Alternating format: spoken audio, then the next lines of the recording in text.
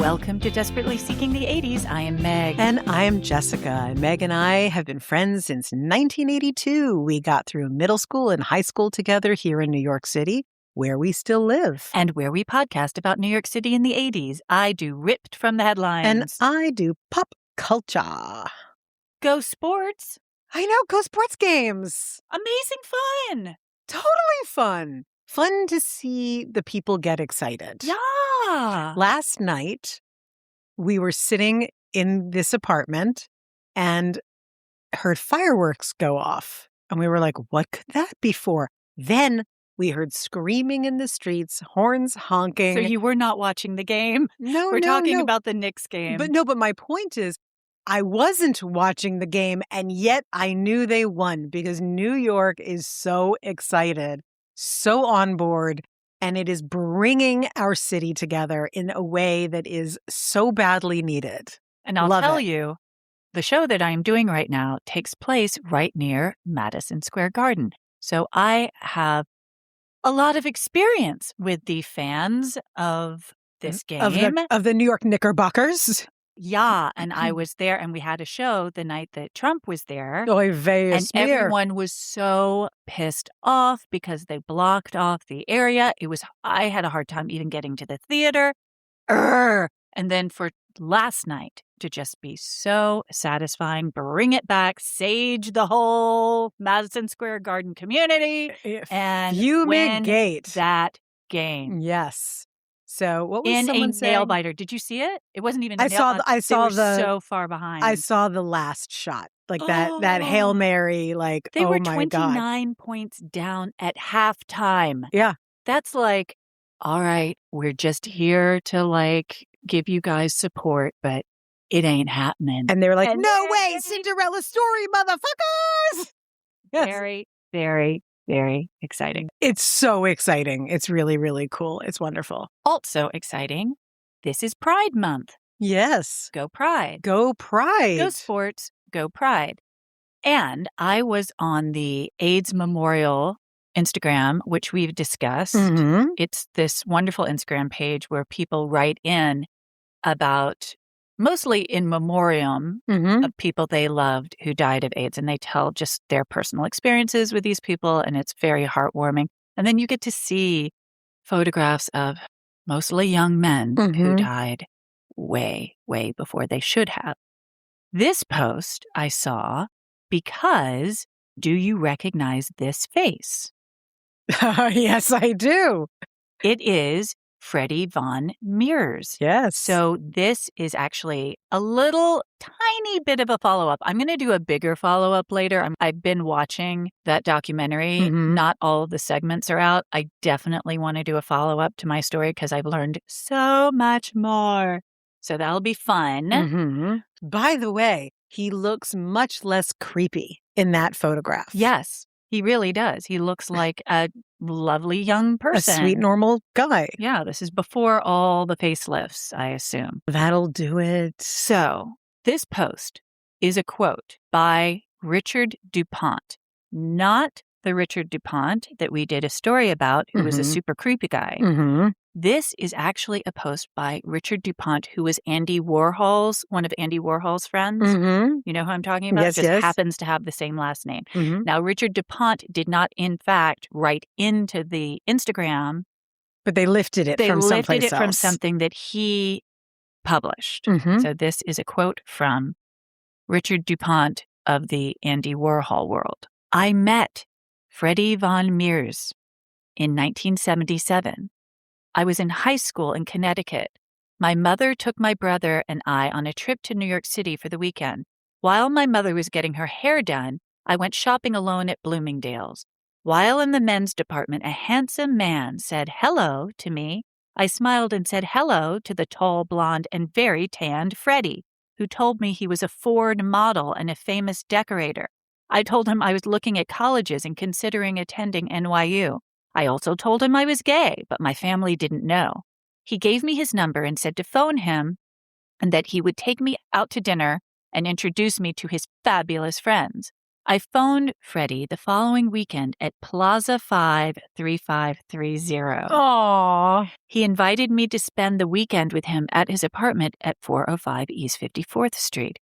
I told my mother I was going away with friends to visit colleges, and she was fine with it. Take your shoes off, was the first thing Freddie said when he opened the door. He had just cleaned the marble floors, he said. Please take off your pants. My silk sofas were cleaned also. I took off my jeans and was standing in the Billy Baldwin-designed living room in my briefs. He was naked and offered me tea. We both sat drinking tea and ate sandwiches. Mrs. Vreeland had these sandwiches from William Pole every day, Freddie boasted. I woke up 2 days later on a daybed in Freddie's bedroom. I looked around the apartment for him. He was gone. There was a note left on his personal stationery. Please be gone by the time I get home. I left, but couldn't believe 2 days had gone by, and what had he done to me? He had drugged me with something, but I didn't have time to think about it. I had to get to Grand Central Station to take a train back home. I had school the next day. On the train, I rattled my brain. Was I raped? Can a boy be raped? Did I give him my number? Should I phone him and say something? I didn't do anything. I forgot about it. And him. Until I moved to New York City and ran into him at Studio 54. He then began stalking me, but eventually got tired. I warned so many people about Freddie, but nobody listened. Holy shit. Crazy, huh? Although totally predictable as well. In terms of? Well, creepy ass guy, Freddie. Yeah. You know, obsessed with male beauty, obsessed with young men, obsessed with control, like all of that. Right. Like it just adds up. Not that you would automatically say, well, that is what he must have been doing. But once you know, like, oh, well, there are all the markers there. Poor kid. I know. Poor kid. Ugh. And hideous. Do you remember our friend Brian Dennis, who recorded his personal story? Yes. About being drugged and assaulted by the bad Richard DuPont? Yes. Isn't that a crazy coincidence? The names are the same, but they're different people? It's the same story as the Minnesota Strip, but just with khakis and docksides. Sure. It's the same thing. But in one case, the person who was the predator was named Richard DuPont, and in the other case, the victim was a different person named Richard DuPont. Yes. No, it's completely fucked up, and it's so depressing about how young men at that time, if they were sexually assaulted, the shame based on gender bias was so much that there was no way they were ever going to say a goddamn word. Well, that he didn't even know if a boy could be raped.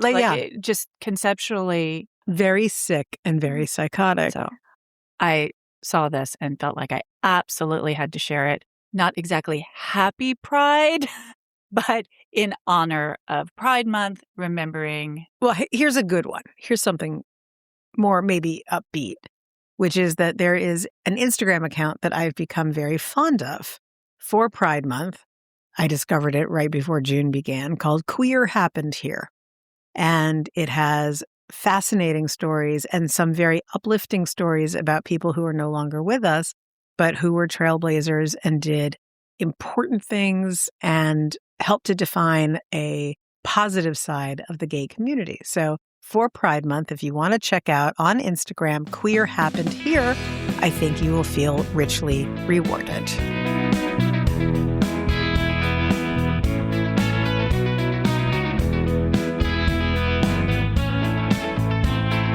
Jessica, I think I told you, didn't I, that I went to the baths in Flatiron? Like, baths are back. Yes. Where you just... Bathhouse. Literally called bathhouse, yes. Right. Which I, by the way, find to be a bit of a bad vibe. I think it's a bit odd that they went down that road, but okay. I think I told you on this podcast that I went at 11 in the morning on a Monday thinking I would just be alone with a bunch of other loners and we wouldn't make eye contact and it would just be a lovely, like, sort of peaceful experience. No, everyone was there with a date at 11 o'clock on a Monday. I was so confused.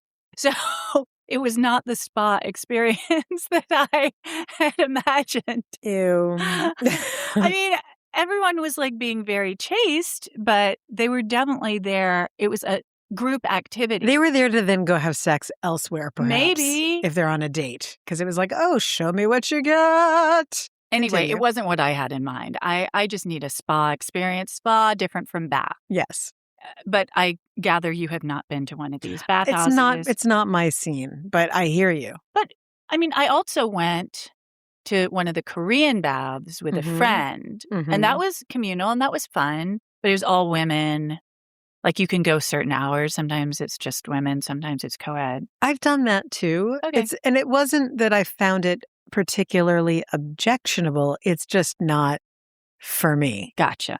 My sources are the Smithsonian Magazine, the New York Times, and the New York Post. On October 25th, 1985, New York Governor Mario Cuomo empowered local health officials to close bathhouses in an effort to curb the spread of AIDS. Cuomo and Mayor Ed Koch had pledged to work together on creating a policy, but in the end, the state decided to take action while Koch, who at the time was politically crippled by a corruption scandal in his administration, resisted signing on to the closures. Whatever he did, he was going to get yelled at, and he just didn't have the balls to do anything at that moment. The plan was to send local health inspectors into establishments suspected of allowing, quote, high-risk sexual activities. Kind of like how bars are inspected for liquor law violations, right? When asked how officials would be able to enforce this new policy, Cuomo responded that it would be no big deal. How do you prove it? People were there, people who observe it. I asked the guy at the desk who takes your $5 and gives you a towel. I say, did they do this all the time? He says, all the time. And that's your case. It's no big deal. This isn't scam. It's obvious to all the people of the town. We can translate that as Cuomo saying, guys are fucking in there. This isn't brain surgery. We can tell guys are fucking in there. So we're going to go in and stop that from happening. Yes. I don't know why he felt like it was so obvious to him. I don't think he actually knew where men were fucking, but whatever. I'm so interested by that statement. Why would you? I mean, because he wasn't going there himself, or because I think you he can wouldn't make have had some a report? assumptions about some establishments, but there were tons of establishments where it was all clandestine, almost by design. So lots of sex was happening in lots of places. And to assume that you know where it's happening and where it isn't happening is a little presumptuous. Fair. The New York Public Health Council resolution defined high-risk sexual activity as, quote, anal intercourse and fellatio. That's the only high-risk sexual activity. The way that they phrase it, it's like, you got to do both before it's a problem. And it defined, quote, establishment as, quote, any place in which entry, membership, goods, or services are purchased. Entry? Membership, goods, or services. Okay. Are purchased. Purchased. Yes, yes. So they're not going to go in to the... If it's a public toilet, that's not an establishment because there's nothing going on. Because you're not, because you're not No, because you're not, there's no cross my palm with silver. That doesn't happen. And parks. Right. You're not purchasing. It's not an establishment. Right. There was huge pushback, of course. As more was discovered about HIV and how it spread, the bathhouses actually served as educational hubs, offering facts and support to their community. Closing the baths didn't stop unsafe sex, it just pushed it further underground to more furtive places like movie theaters and parks and video stores. It took Ed Koch a few months to cave, but he eventually padlocked the last of the gay baths in April 1986. Everard was one of the last to fall. And now we're going to go on a little history tour like you do sometimes, going back in time in New York City. Oh, yes, the Everard Baths. The Everard Baths at 28 West 28th Street opened in 1888 in a former church. It is now a wholesale center. How much less glamorous. Truly. It was a Victorian Turkish bath intended for general health and well-being. The bather sweats in hot, dry air and is then washed and massaged, followed by a cold shower. Not everyone had a bathtub in their home, so bathhouses were necessary, and in the case of the Everard, quite the destination. It had mosaic floors and Italian marble wainscoting. The spigots were shaped like dolphin heads and spewed water into the pool. Above the front doors, E.B. in Victorian script were spelled out in stained glass. Everard's first tragedy occurred 10 years after it opened. In 1898, a soldier was found dead in his room at the baths, having asphyxiated on gas. It was assumed to be accidental. It didn't take long for Everard to become a known homosexual hub in the heart of what was called the Tenderloin. Wait, tell me one more time what the address was. 28 West 28th Street. Oh. In 1919, the New York Society for the Suppression of Vice encouraged a police raid. The manager and 9 customers were arrested for lewd behavior. That's in quotes. In 1920, it was raided again, with 15 arrests.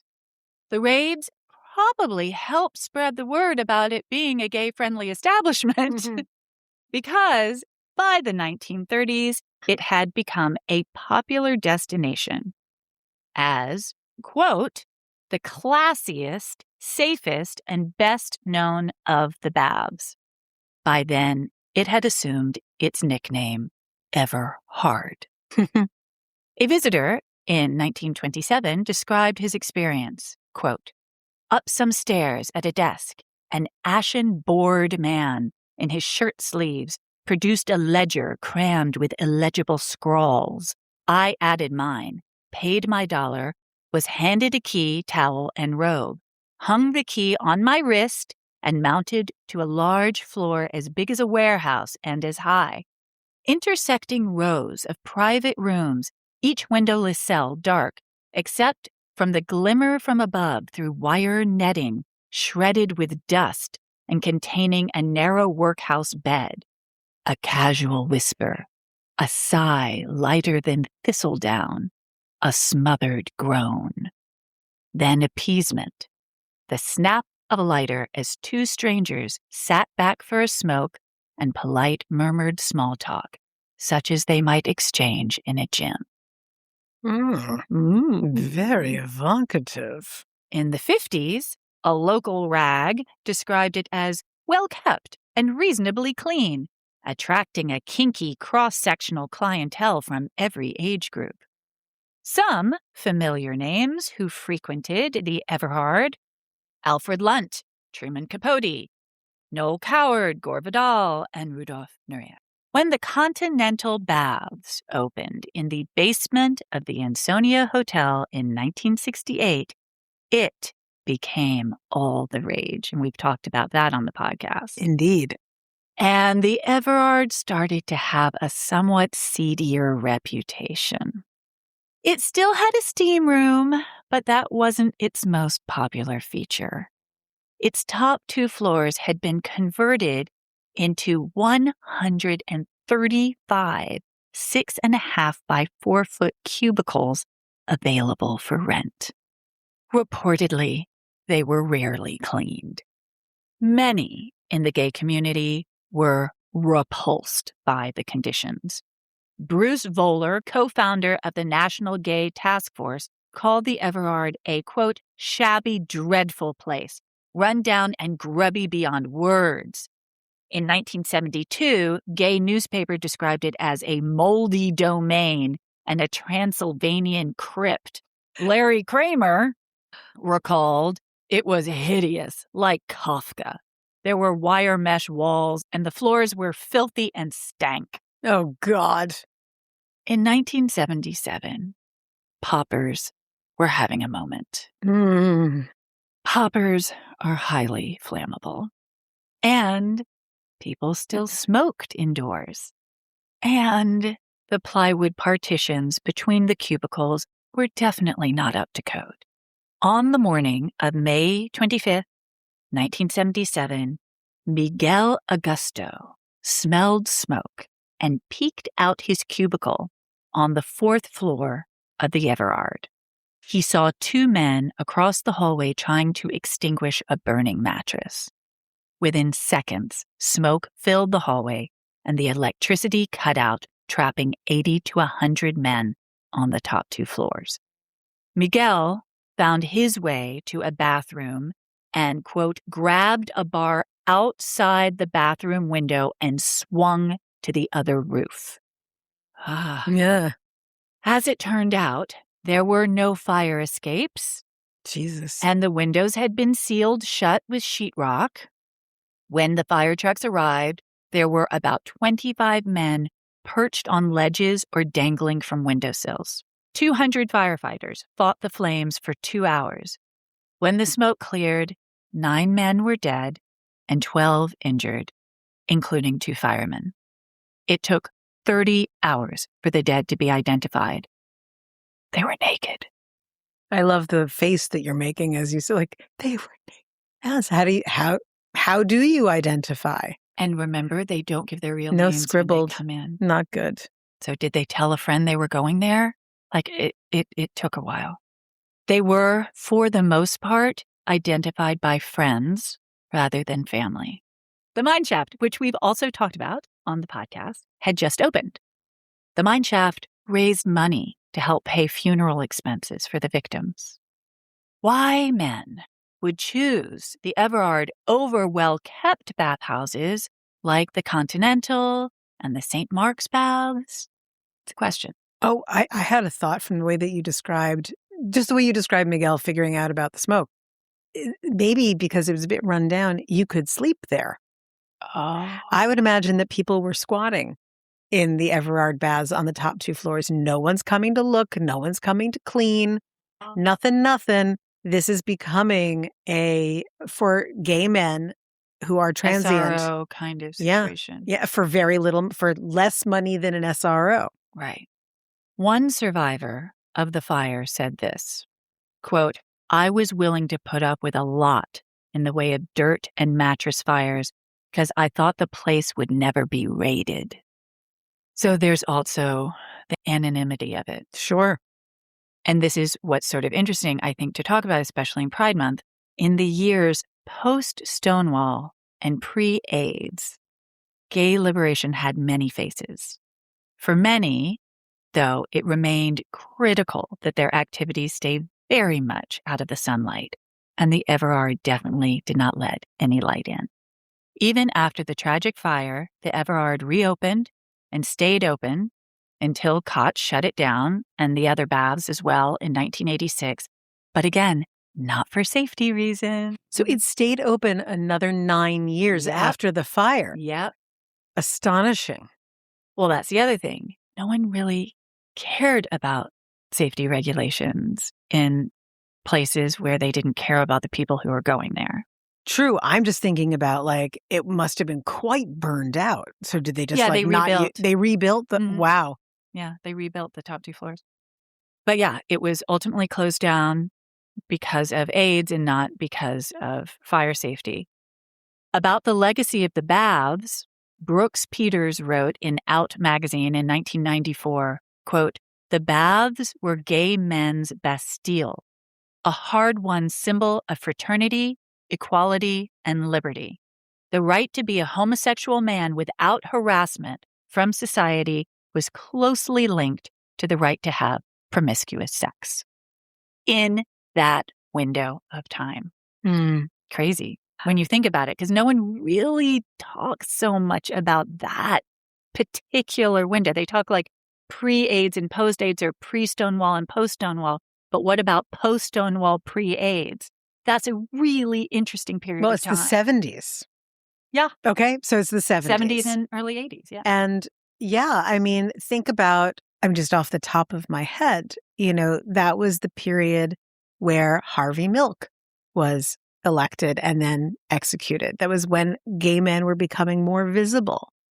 Stonewall was over, but there was a lot of fighting to do, but now they could do the fighting in the streets, certainly in San Francisco and somewhat in New York. Gay discos, gay clubs, all of that was happening without the ability for raids to happen. It was also because the 70s were so openly promiscuous for heterosexuals because of the advent of the pill. So promiscuity generally was going on. Like, it wasn't necessarily focused just on gay men. It was everybody could have sex of all kinds anytime because consequences were considered zero. There certainly weren't. I mean, the worst that you'd get, I always think of the scene, and we've talked about this on the podcast, in The Big Chill, when Jo Beth Williams' character says that her husband would never leave her, and her friend says, "Oh, because he loves you so much?" And he goes, no, fear of herpes. That the consequences were extraordinarily low. Or the consequences were worth the behavior. You were willing to take some penicillin. Right. Right. Yes. There were consequences, obviously. But it wasn't social ruination of the same kind, and it wasn't death. So it's a very brief period of liberation. Yes. Short-lived heyday. But still, here we are in 1977, still pre-AIDS. And that's why I said, liberation had a lot of faces, because sure, some people were out and proud, and some people could not afford to be out and proud. Right? Koch.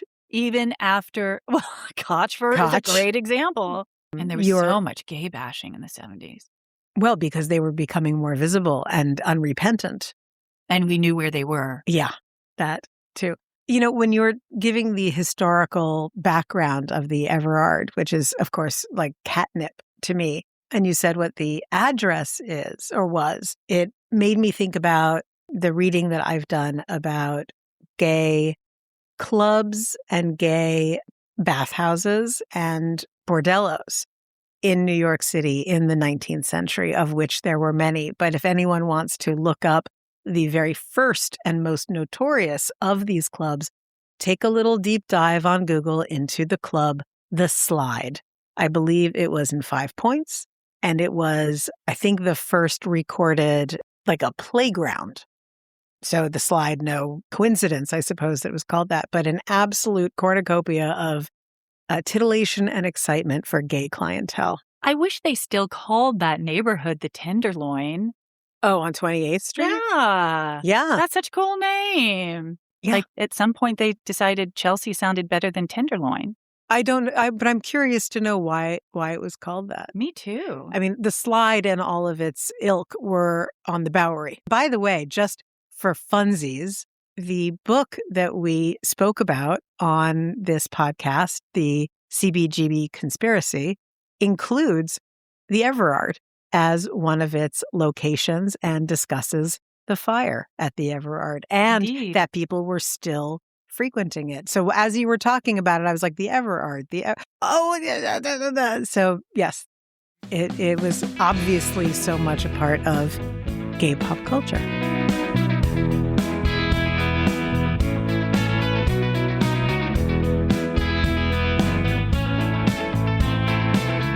I have a question for you. Okay. It's an engagement question. Awesome. Do you recognize this quote? "You won't accept a guy's tongue in your mouth, but you'll eat that? Can I eat? I don't know. Give it a try." No. That is from The Breakfast Club, 1984. Oh, sushi. Yes. Now, why was this such a perfect encapsulation of that particular time, 1984, where you have a very blue-collar boy and a very, very upscale girl who gets out of a BMW on her way into school for detention, having this conversation around sushi? Because it's a reflection of what I'm going to talk about today, which is the rise of the yuppie. Now, before I begin, I'm going to say that there are two essential callbacks in this episode to episodes 17 and 19 of our podcast. What about the episode I did about sushi? Okay, yes. I'm thinking about the yuppie callbacks, not the sushi callbacks. All right. So 17 was what? 17 was Die Yuppie Scum. Uh-huh. And episode 19 was Lennon Leaves Us and Yuppie Chow. Got it. Yes, we did do back-to-back. Yes, we did. So that was June 21st of 22 and I think June 12th, 2022. About the Tompkins Square riot. Yes. That was the Die Yuppie Scum. Yes. So my sources range from the New York Times to the New Yorker to a couple of different, from the period, segments on local news stations about yuppies. This is from the New Yorker. Let's start with, how did the term come to be? The New York of the 80s and 90s will no longer be a magnet for the poor and the homeless, but a city primarily for the ambitious and educated, an urban elite. This term, yuppie, first appeared in print in 1980 in a Chicago magazine piece by Dan Rottenberg. Yuppie was an inspired coinage in an etymological line of descent from hippie, yippie, and preppy, a similarly irresistible neologism. After the word appeared in the Chicago Tribune column by Bob Greene in 1983, yuppie took off. The column was syndicated in 200 newspapers, and overnight, the world turned yuppie. Gary Hart, running for president in the Democratic primaries, was the yuppie candidate. Jay McInerney's Bright Lights, Big City was the yuppie novel. Lawrence Kasdan's The Big Chill was the yuppie movie. Madonna's Material Girl, The Boy with the Cold Hard Cash is Always Mr. Right, was the yuppie anthem. Yuppie became so divisive so quickly, and we're going to talk about why it was, that people started to divide themselves into, are you pro-yuppie or are you anti-yuppie? Everything about yuppie was everything that the 60s was not about. The 60s was LSD, yuppies were cocaine. Ronald Reagan was a very big part of why yuppies came to be. He said, quote, "What I want to see above all is that this country remains a country where someone can always get rich." Yuppies loved their money. What were they going to use it on, you ask? Watches. Indeed. Here's a wonderful list of things that became upscale simply because yuppies decided they were status symbols. They weren't before, but they became it because part of yuppism is striving and status symbol identification and then adoption. So you had Sasson jeans, Cross pens, Rolex watches, Perrier, Apricot strollers, Grey Poupon mustard, Haagen-Dazs ice cream, even though it was invented in the Bronx. Love that. Brooks Brothers, Cuisinarts, the word foodie, going back to Yuppie Chow and our friend Gail Green. Where you ate mattered. La Madre, the quilted giraffe, where you could have a beggar's purse filled with beluga caviar. The Odeon, of course. And on television, you had, and in pop culture, you had Michael Milken and the junk bond.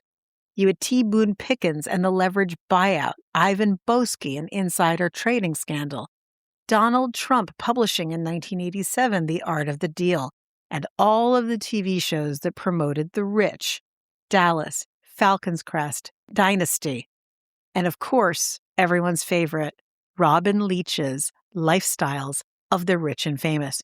All of it, directly or indirectly, was promoting the yuppie ethos.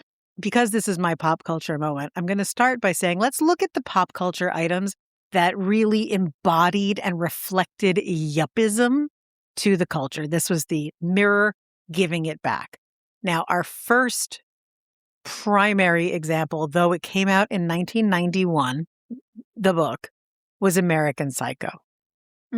It was a lampoon of yuppies, but so many people, it got it so right that people didn't see that it was a satire, which got its author, Bret Easton Ellis, in a lot of trouble. And I gotta say, I didn't realize it was a satire. I thought it was a glorification that just went to the extreme, but that it was pro rather than a comment on. And you were in the majority. In fact, his original publisher dropped him, and 30 other publishers denied the opportunity to pick the book up until Vintage did. It was the only one that would and, quote, got the joke.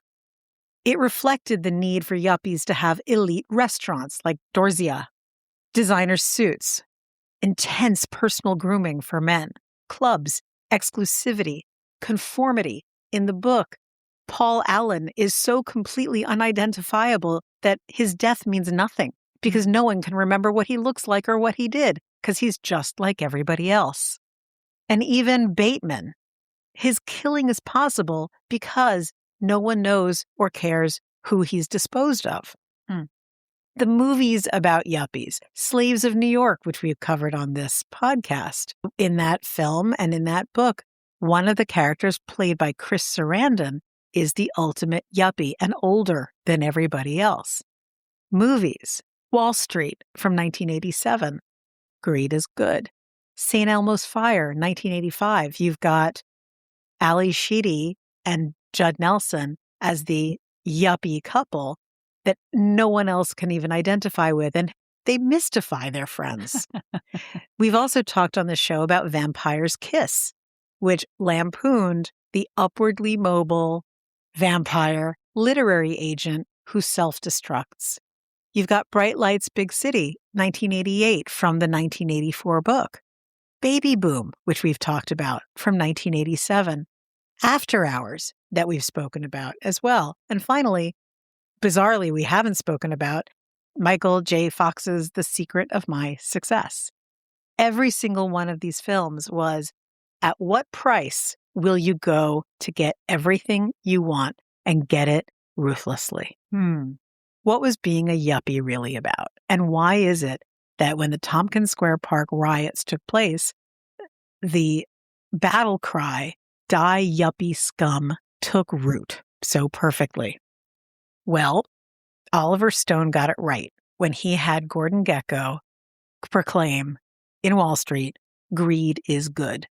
Amazingly, even though that's really boiled down and simplified seeming, that really was what it was. I mean, for me, what is difficult for me to always has been difficult for me to get my head around is the fact that nothing is actually produced. I mean, when you said advancement at all costs, right? What did you say? But you're not actually producing anything. There's no item or product or book or movie or anything that comes out of it, or cardboard box or roll of toilet paper. There's nothing being produced. It's just the exchange of money. I am in love with you.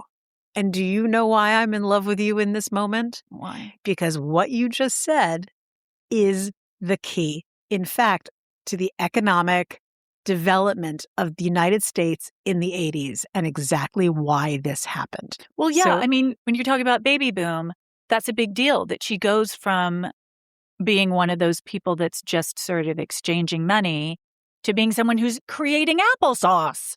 To your point, yuppies were the first time that the inequality in the nation was really visible since even the Depression or even the 20s. What you had was Reaganomics. You had trickle-down economics. There was an economic downturn, as we know, in the 1970s.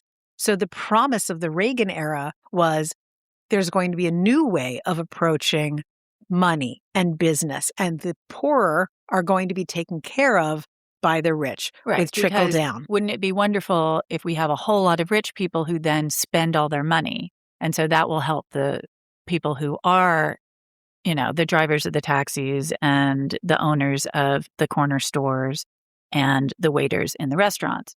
And yet it didn't work. Well, because it was for a much deeper reason than just the greed of holding on to the money and moving it around in echelons that had nothing to do with the middle class. But the 80s was the disappearance of American manufacturing. And with that, the middle class, blue-collar workers and pink-collar workers, basically anyone without a college education, that class started disappearing. So what was going on? Finance began generating a greater share of profits than manufacturing or services.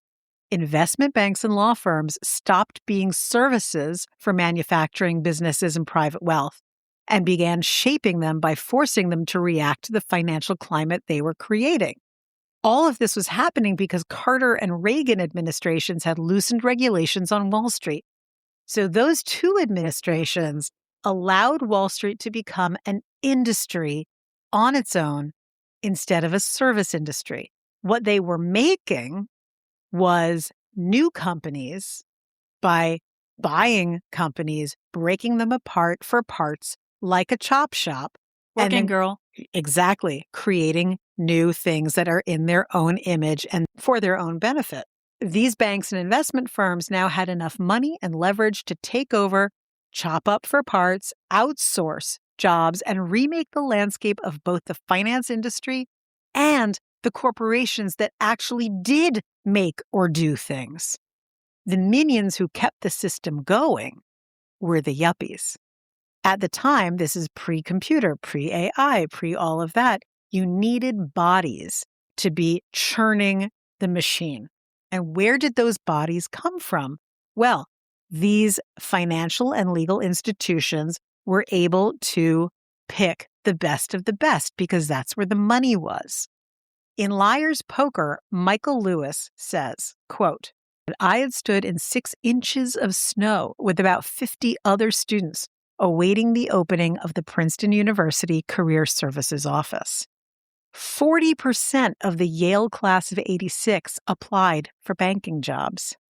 This was, in some ways, bizarrely, a democratization of white shoe banking because they needed so many people to run the system. There weren't enough white waspy men to do all the jobs. So people of color and women started getting brought in as well. Bizarre backlash, good fortune, but was it? The hard-driving pace of the new recruits to the banking and legal armies brought their ethos to recreation as well, effectively ruining the concept that pleasure could be found in simply being or doing, another death knell of the 60s and 70s. Think about it. It was in the 80s, it was the first time that the New York City Marathon was televised. Jogging and running became competitive.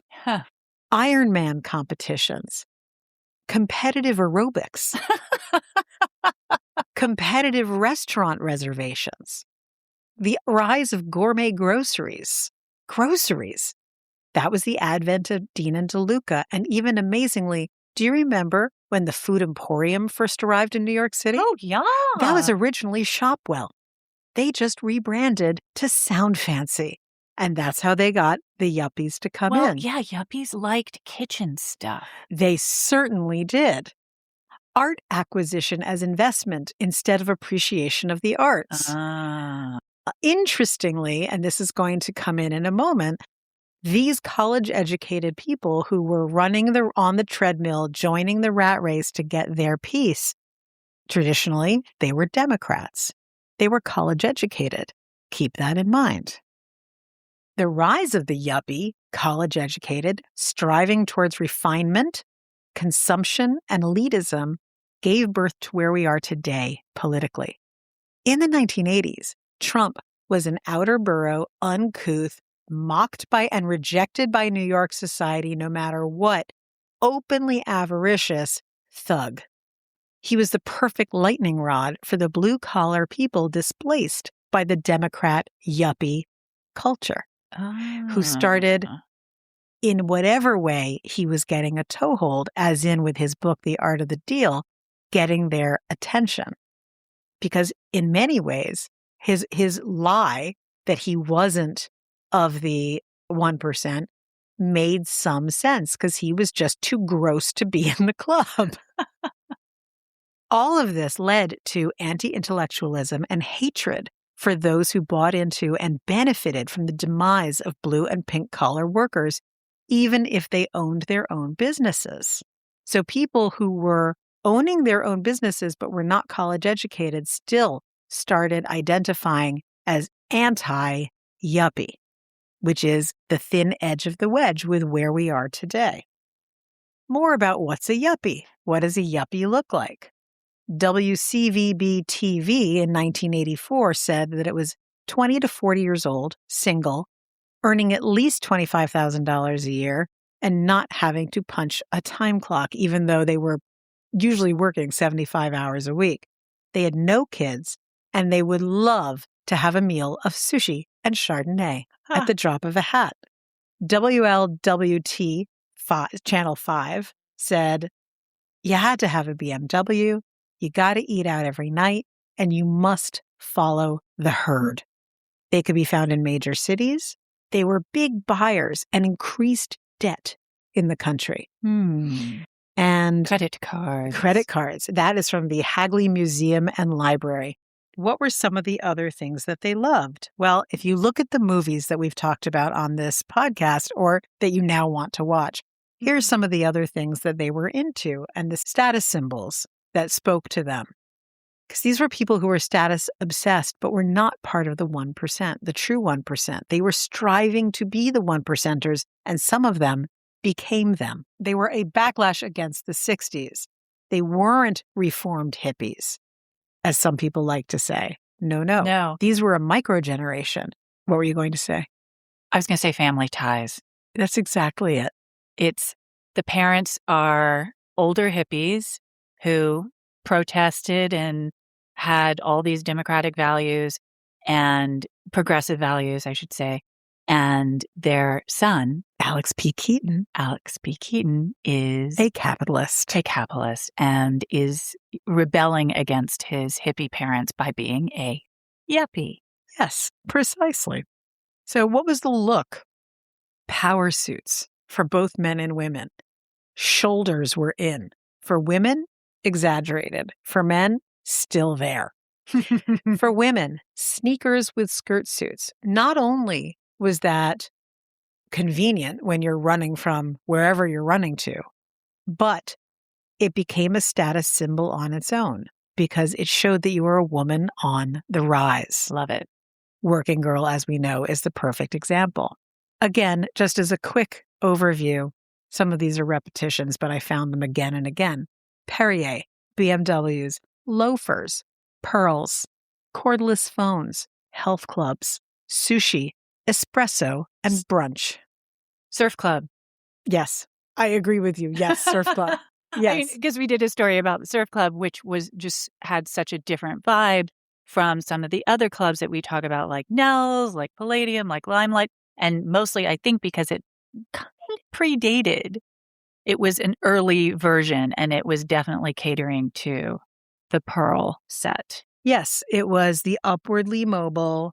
I mean, and that's, of course, what this stood for. There's a little discrepancy. Young urban professionals or young upwardly mobile professionals. So the yuppie really was the harbinger of what we're dealing with now when we have someone like Jeff Bezos chairing the Met Ball. It's, I don't care what the art is. I care about being seen and having the money.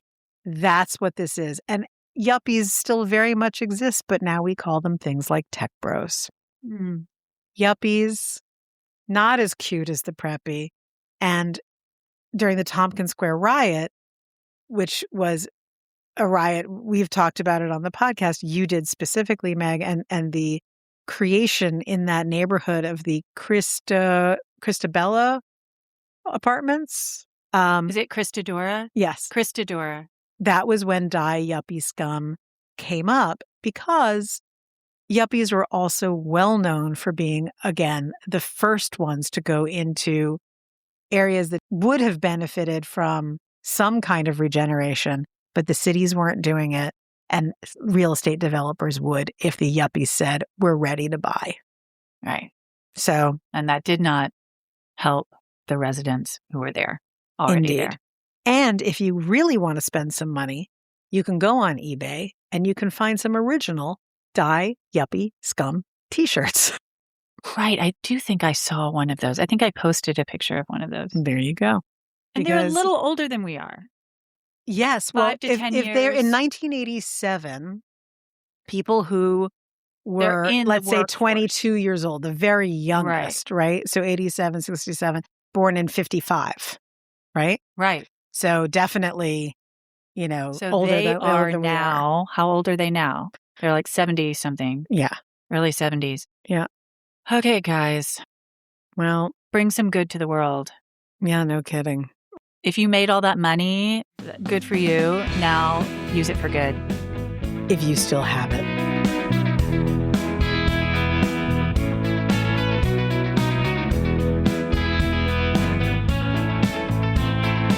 Okay, right before we started recording, Jessica and I had an idea for next week. We're very, very enthusiastic about it. I hope we will be enthusiastic about it next week as much as we are right now.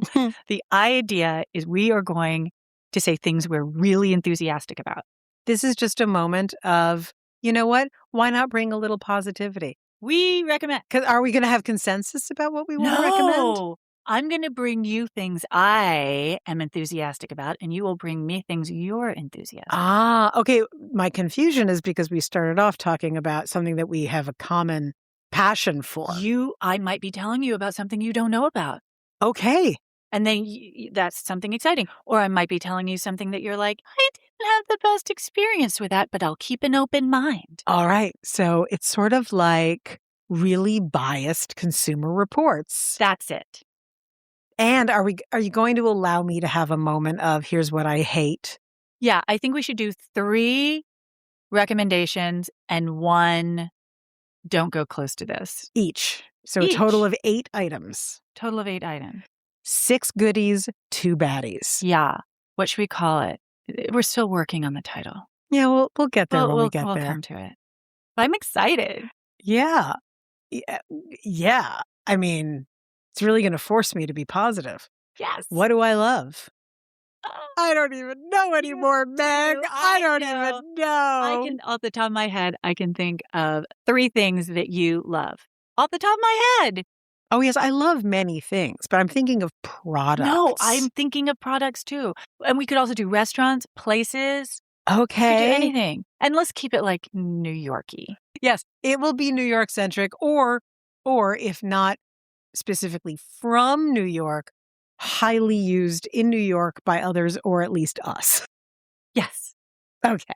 I love it. Cool. I'm excited. What's our tie-in for today? Well, the baths. There's the baths. Fire, Yuppies. I would say Rolex watches, sushi. Maybe how about if it's just identity of community? Good. I like it. You've got gay community, you've got scumbag community. and I'm sure, by the way, that the twain met. I'm sure that there were yuppie guys that would be hanging a cartoon out at the baths. to do. Absolutely. A yuppie and a yuppie at Everard. A guy on Christopher Street eyeing each other. How about 2 guys on Wall Street eyeing each other? TBD. Sure, there's a movie. TBD. There has to be some kind of like gay porn movie about Wall Street. Ball Street. So we're going to have to do a little search for some titles. Can we trademark that right now? Okay, so trademark Ball Street. I do think, by the way, that it's going to ruin both of our algorithms, but so be it.